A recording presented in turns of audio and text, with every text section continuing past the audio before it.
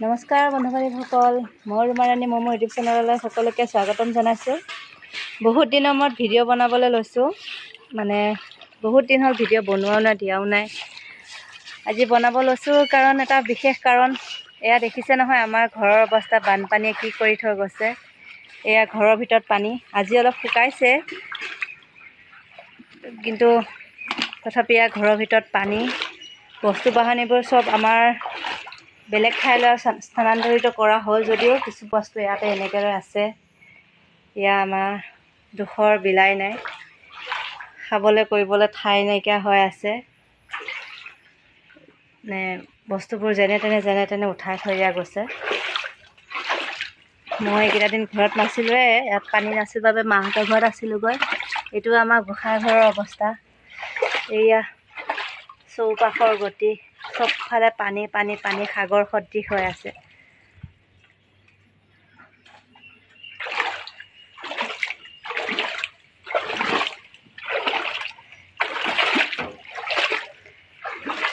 সেয়া হাঁহবোৰ গঁৰালতে এনেকৈ থ'ব লগা আছে, ছাগলীবোৰ বেলেগত নিয়া আছে।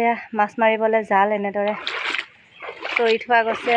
ইফালে ভোৰ অহা যোৱাৰ বাবে, কাৰণ অহা যোৱা কৰিবলৈ ইফালে উপায় নাই, চবফালে পানী। ইফালে দেখিছেনে, আলনা চালনা এনেদৰে উঠাই থ'ব লগা হৈছে। সেয়া মানুহজনে এতিয়া বস্তা ধোৱাত লাগিছে।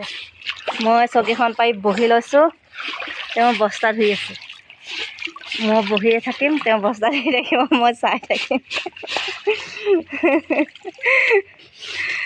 কি কৰিব আৰু, প্ৰাকৃতিক দুৰ্যোগ হ'লে কাকো নিস্তাৰ নিদিয়ে।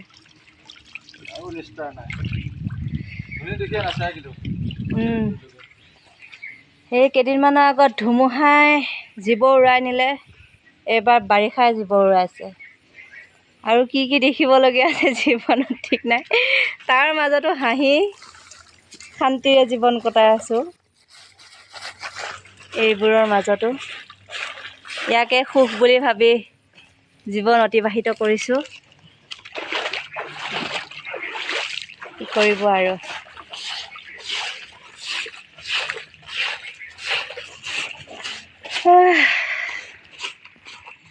আজিৰ ভিডিঅ'টো বেছি দীঘলীয়াও নকৰোঁ। আমাৰ বানপানীৰ কিছু দৃশ্যহে আপোনালোকক অৱগত কৰাইছোঁ। আমিও কামত লাগোঁ দুইজনে, এয়া কাম।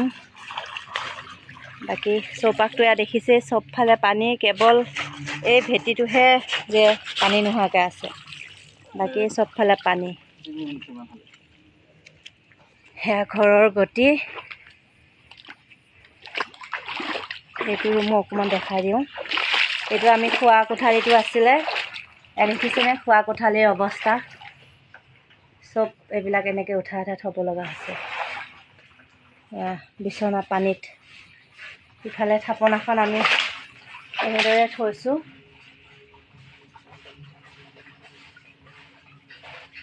থাপনাখন সুৰক্ষিত হৈ আছে বাৰু এতিয়ালৈকে। বাকী এইবোৰ বস্তু এনেদৰে থ'ব লগা হৈছে।